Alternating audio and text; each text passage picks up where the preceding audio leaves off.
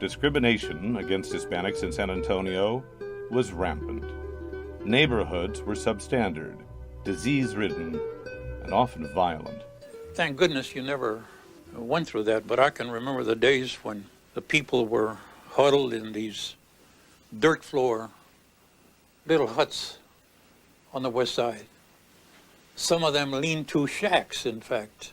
No water, no disposable, no toilets. And it seemed to me, even at that time, that the city leaders were so short-sighted because it threatened, I felt, constantly, the health and well-being of the city of San Antonio. He went to work with the newly established Housing Authority, acquiring land for slum clearance to make room for the first public homes in San Antonio. Mr. Gonzalez had just a firm belief in providing housing, affordable housing for low and very low income people. That was almost like the cause célèbre for him. San Antonio, Texas is celebrating its 250th birthday with an international exposition, Hemisphere 68.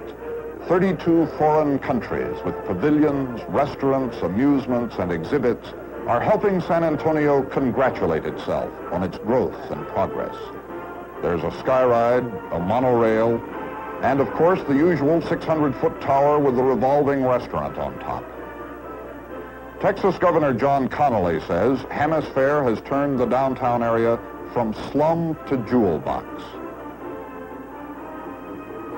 But the jewels don't glitter very brightly on the other side of town, where 400,000 Mexican Americans live, half the city's population. Most of them are crowded into what city officials refer to as poverty tracts. Mexican Americans face a language barrier, and like most poor people, they suffer from lack of skills and unemployment. A hard time earning means a hard time eating. The mission of the San Antonio Housing Authority recognizes that housing is a foundation to improve the quality of life of the residents. They offered help with utilities, with our lights, rent. It was helpful, very helpful.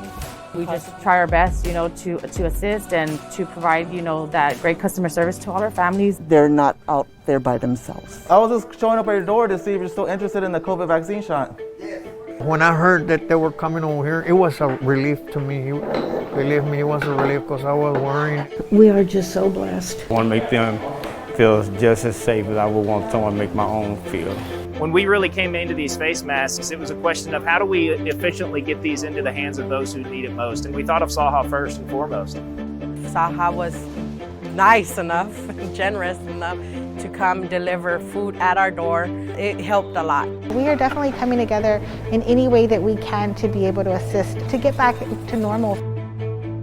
On top of what you did for us for the winter storm and came out of your way for us, we really appreciate you. We're here for them no matter what.